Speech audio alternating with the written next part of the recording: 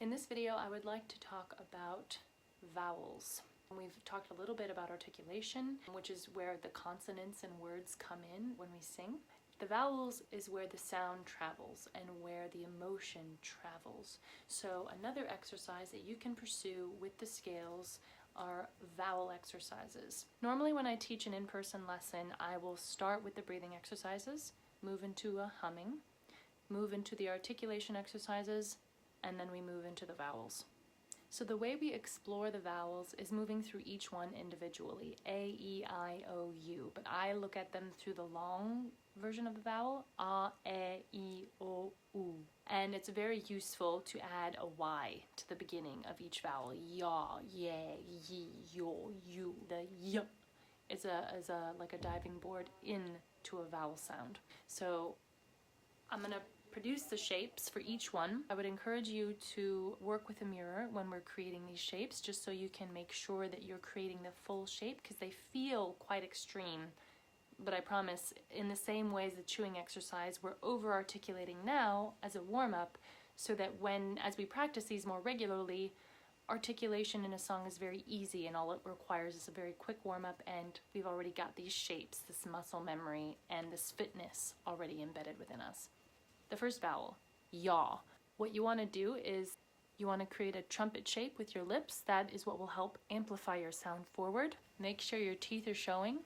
Yaw. Try to produce the same yawning shape on the inside. A lot of space. The yawn. Yaw.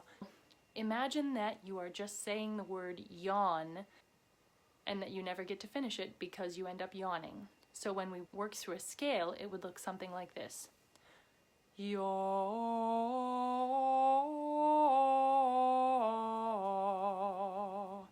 If it's helpful, think of your lips as reaching out, trying to kiss someone. I could feel just then my lips were starting to quiver, and that's a good sign. We don't want to hold them firm. Imagine they're being pulled forward, that there's a gravitational pull and they're wanting to kiss someone, but they can't. And so just let yourself create that forward round shape with the lips.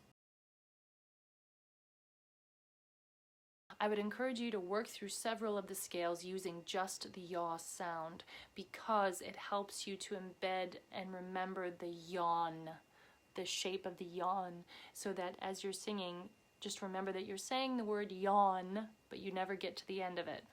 Yaw.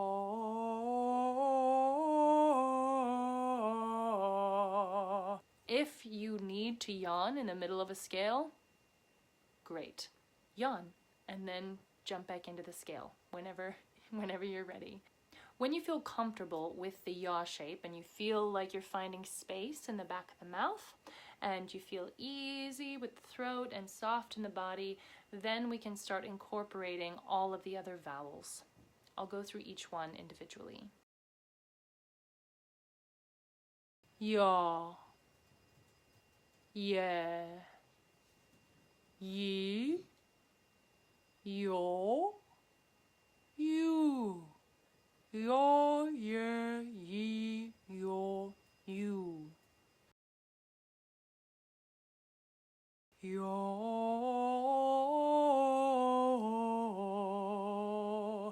yeah,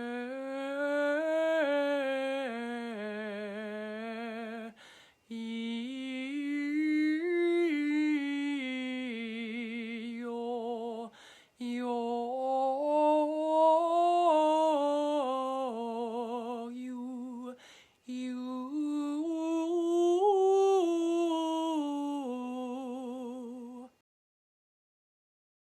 Try to maintain the forward shape of the lips. That will help amplify the sound.